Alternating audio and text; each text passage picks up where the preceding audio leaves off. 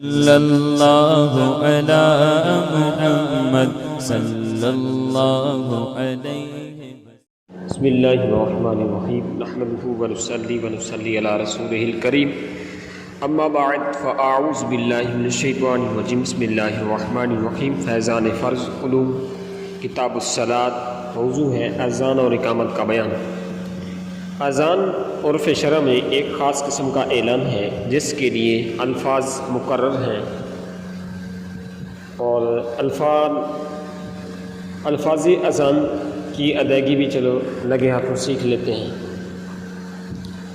اللہ اکبر اللہ اکبر اللہ اکبر اللہ اکبر اشہد ان لا الہ الا اللہ اشہد ان لا الہ الا اللہ اشہد ان محمد رسول اللہ اشہد ان محمد رسول اللہ حی علی الصلاۃ حی علی الصلاۃ حی علی الفلاح حی علی الفلاح اللہ اکبر لا الہ الا اللہ۔ یہ اذان کی درست جو ہے ادائیگی۔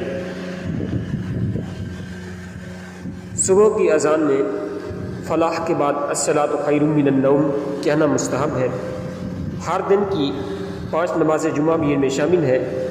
جب جماعت مستحبہ کے ساتھ مسجد میں وقت پر ادا کی جائے تو ان کے لیے اذان سنت موقدہ ہے اور اس کا حکم جو ہے مثل واجب ہے کہ اگر اذان نہ کہی تو وہاں کے سب لوگ گناہ گار ہوں گے، جہاں تک کہ امام محمد علیہ الرحمہ نے فرمایا کہ اگر کسی شہر کے سب لوگ اذان ترک کر دے تو میں ان سے قتال کروں گا، اور اگر ایک شخص چھوڑ دے تو اسے ماروں گا اور قید کروں گا۔ مسجد میں بلا اذان و اقامت جماعت سے نماز پڑھنا یہ مکروہ ہے۔ وقت ہونے کے بعد اذان کہی جائے، قبل از وقت کہی گئی یا وقت ہونے سے پہلے شروع ہوئی، اثناء اذان یعنی اذان کے دوران میں وقت آ گیا تو بھی اعادہ کیا جاوے گا۔ فرائض کے سوا باقی نماز مثلا وطر، جنازہ، عیدین، نظر یعنی منت، سنن، تراویح، استسقاء، چاشت، کسوف، خسوف، یہ سب نوازوں کی جو ہے اقسام ہیں، نوافل میں اذان نہیں ہوگی۔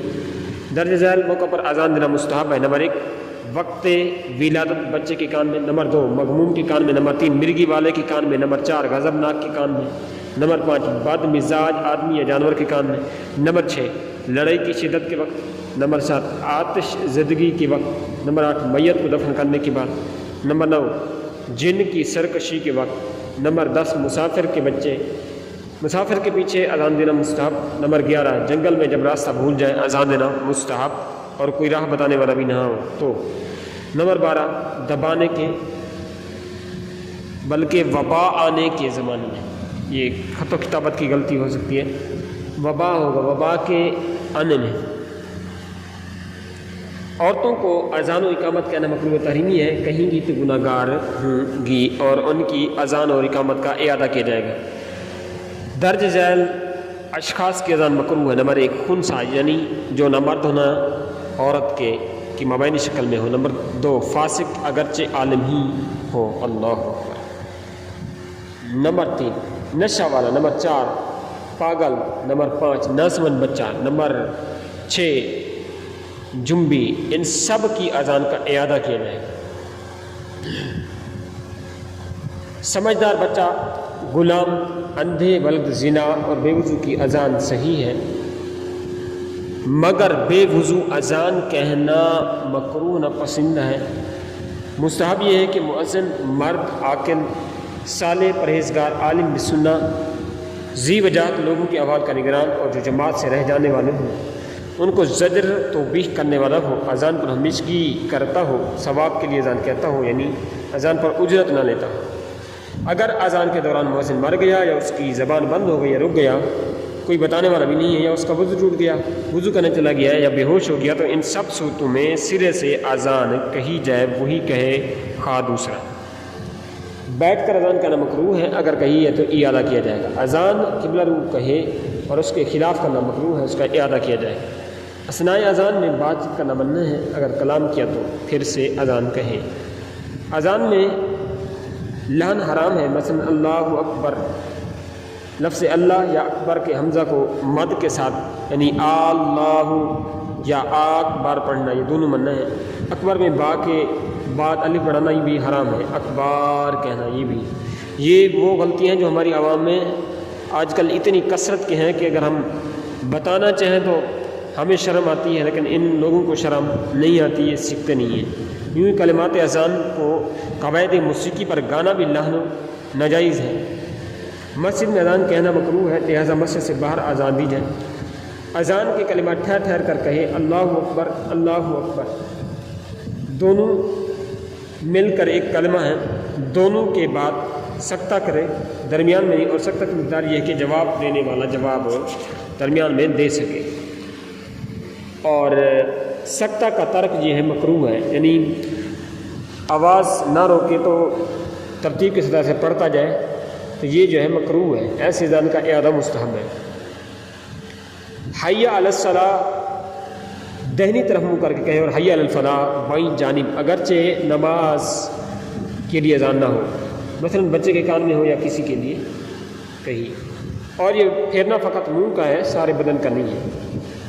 اذان کہتے وقت کانوں کے سوراخ میں انگلی ڈالے رہنا یہ مستحب ہے، اور اگر دونوں ہاتھ کانوں پر رکھ لیے تو بھی اچھا ہے، اور اول یعنی کانوں میں انگلی ڈالنا یہ مستحب ہے، اچھا ہے، احسن ہے کہ ارشاد حدیث کے مطابق ہے، اور بلندی آواز میں زیادہ معین ہے۔ کان جب بند ہوتے آدمی سمجھتا ہے کہ ابھی آواز پوری نہ ہوئی، زیادہ بلند کرتا ہے۔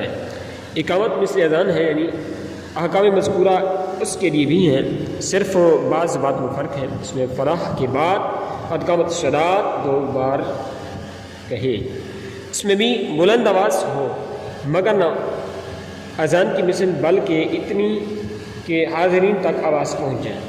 اس کی کلمات جلد جلد کہیں، درمیان میں سکتہ نہ کریں، نہ کانوں پر ہاتھ رکھنا ہے، نہ کانوں میں انگلیاں رکھنا۔ صبح کی اقامت میں الصلاۃ خیر من النوم میں اقامت مسجد سے باہر ہونا سنت نہیں۔ اگر امام نے اقامت کہی تو قد قامت الصلاۃ کے وقت آگے بڑھ کر مصلی پر چلا جائے۔ جی ہاں، بلکہ اقامت کی سنیت اذان کی بنسبت زیادہ مؤکد ہے۔ جس نے اذان کہی اگر موجود نہیں تو جو چاہے اقامت کہہ لیں، اور بہتر امام ہے مؤذن موجود ہے تو اس کی اجازت سے دوسرا کہہ سکتا ہے۔ یہ اسی کا حق ہے کہ اگر بے اجازت کہی اور مؤذن کو ناگوار ہو تو مکروہ ہے۔ اقامت کے وقت کوئی شخص آیا تو اسے کھڑے ہو کر انتظار کرنا مکروہ ہے، بلکہ بیٹھ جائے۔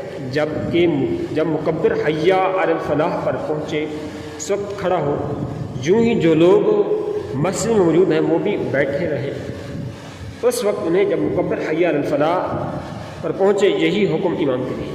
آج کل اکثر جگہ رواج پڑ گیا ہے کہ وقت اقامت سب لوگ کھڑے رہتے ہیں، بلکہ اکثر جگہ تو یہاں تک ہے کہ جب تک امام مصلی پر کھڑا نہ ہو اس وقت تک تکبیر نہیں کہی جاتی ہے، خلاف سنت۔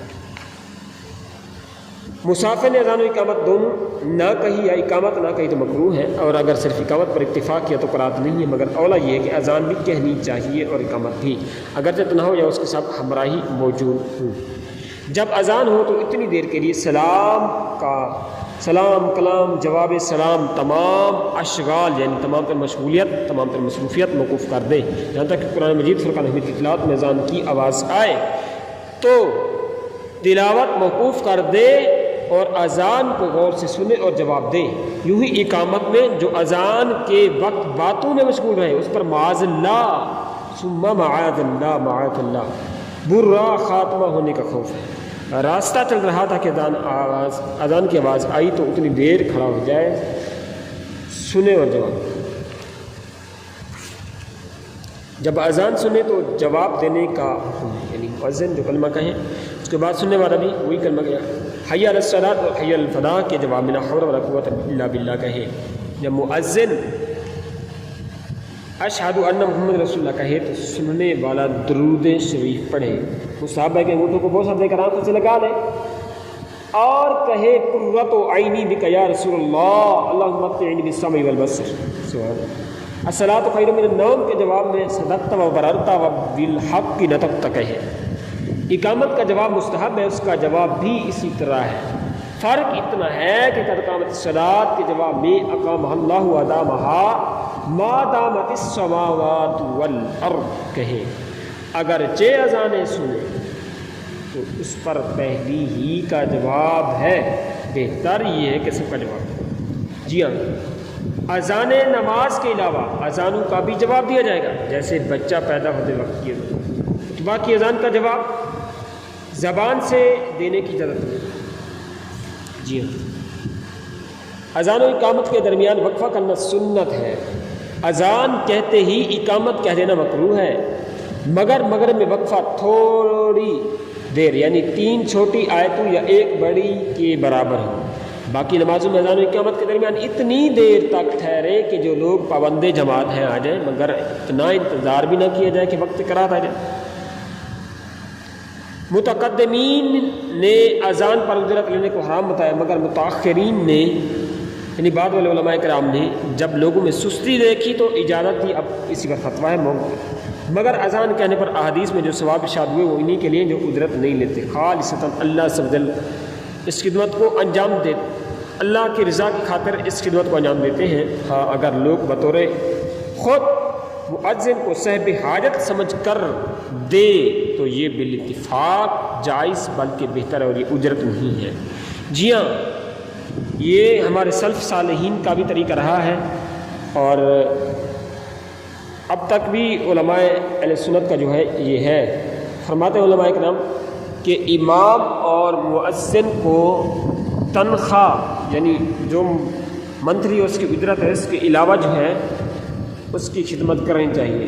یعنی امیر اہل سنت جو ہمارے پیر صاحب ہیں وہ تو ماشاءاللہ اس حوالے سے آپ فرماتے ہیں کہ ہر مہینے یعنی 112 روپے اگر یعنی کہ امام کو یا مؤذن کو اللہ کی رضا کے لیے دیں تو یہ کار ثواب ہے. اس طرح مسجد کے خادمین ہیں، مسجد کے جو خادمین جو مسجد کی صفائی کرتے ہیں ان کا بھی حق ہے، اور بطور خاص مؤذن کا جو اللہ کی رضا کے لیے اذان دیتا ہے تو ان کا خیال رکھنا چاہیے اور یہ بھی ایک بہترین صدقہ ہے. اللہ پاک عمل کی توفیق عطا فرمائے. صلی اللہ علی محمد صلی اللہ علیہ وسلم.